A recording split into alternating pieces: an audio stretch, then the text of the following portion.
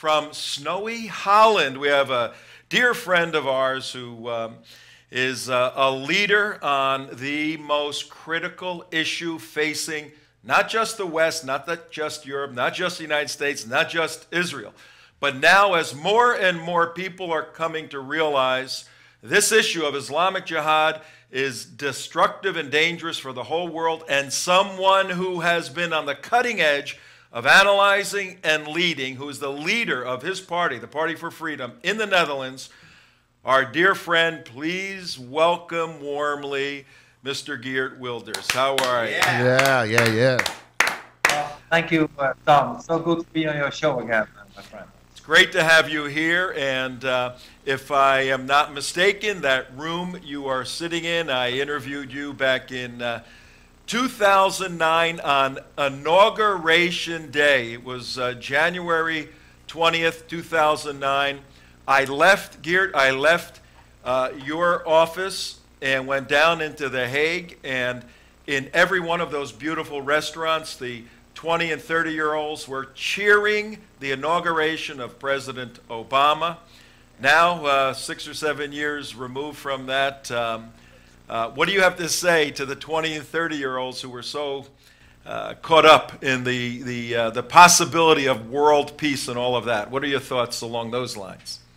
Well, you know, Tom, I myself am very disappointed in the President of the United States. I remember that a few weeks ago, to prove my point, just after the Paris massacre at Charlie Hebdo's office, President Obama said that Europe should integrate Muslims better. And he suggested, in a way, that Europe was to blame for the massacre, the terroristic massacre in Paris. And I think anybody who says that, even if he's the President of the United States, should be very ashamed of himself. Of course, we Europeans are not to blame. Islam is to blame.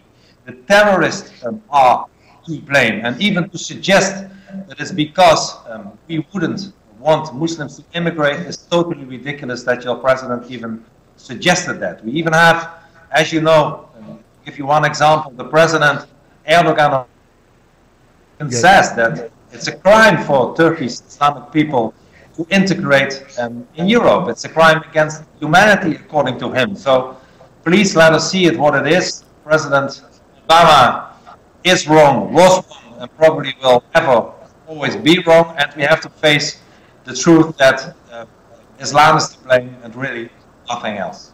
Yeah, and we have on this side of the ocean, we have a very interesting debate going on right along those lines. And those of us who have been fighting Islamic Jihad, who have analytically and morally made a distinction, I want you to comment on this in a second, between the system of Islam and a human being called a Muslim. We have navigated that academically, intellectually. We're starting to see here even people center-left. In fact, I had just the other day a very substantial businessman having breakfast with him, and he apologized to me. He said, Tom, I love your work and all of that, but when we first met, I thought you were way off on this Islam thing. I want to apologize to you. You hit the nail on the head. Even center-left people here in the United States are starting to see that there's something inherently wrong with the system of Islam. Help us here in the West, in the United States in particular, navigate that tricky moral track between critiquing a political system but still having respect for the individuals who happen to be Muslims. Of course, you are so right, Tom. That's very true. I even said in the Dutch parliament when we, with the Dutch Prime Minister, debated the terroristic threat of Europe and the Netherlands very short while ago, that of course, where there are moderate Muslims, there is no moderate Islam, and where at the same time, not all Muslims are terrorists. Unfortunately, almost all terrorists are Muslims today. And of course, we should make a distinction between the ideology and the people. The majority of the Muslims are no terrorists, are no crazy people. A lot of them are like you and me and want the best for their family and their children and their country. But unfortunately, there is only one Islam, and that's the Islam that's been written down in the Quran, the Sharia law the Hadith, the life of Muhammad, the worst example a Muslim could ever have. And we should make that distinction. Believe me, that if, even though not all Muslims are criminals, that if any country in the world, also America, when you would face more Islamic immigration in your country, then the same in America will happen than is happening in Europe today. You will become less free, you will have less freedom of speech, you will have more crime, you will have more violence, once again, because Islam looks like a religion. It has a temple, it has imams, it has a holy book, but as a matter of fact, Islam is not so much a religion, but a totalitarian ideology. The example I always give to people to prove that point is that, like communism or fascism, the penalty of leaving Islam is death. It wants to rule not only a country's totally atmosphere, it wants to rule all people's life, and you are not free to leave it. And this is the difference between Judaism, Christianity, or anything else. So we should see Islam for what it is. It's not a religion, it's more an ideology. It's a violent and totalitarian ideology that wants to submit us all. We should not confuse it with all Muslims, because fortunately, not all Muslims live according to the Quran. Ladies and gentlemen, at 12 minutes after the hour, 12 minutes after 4 o'clock here on February 5th, 2015, we have direct from the Netherlands, a member of parliament there, Mr. Geert Wilders.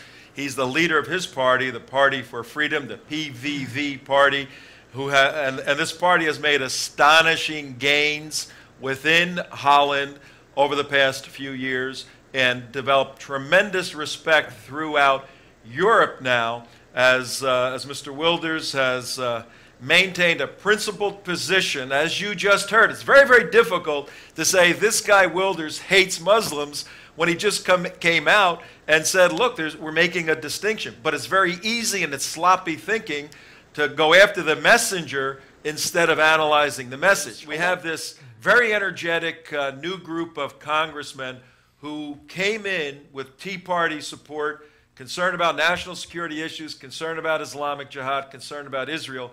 But Geert, you know as well as I do in Washington, that fire in the new Congress people, that fire often gets doused by the Washington system.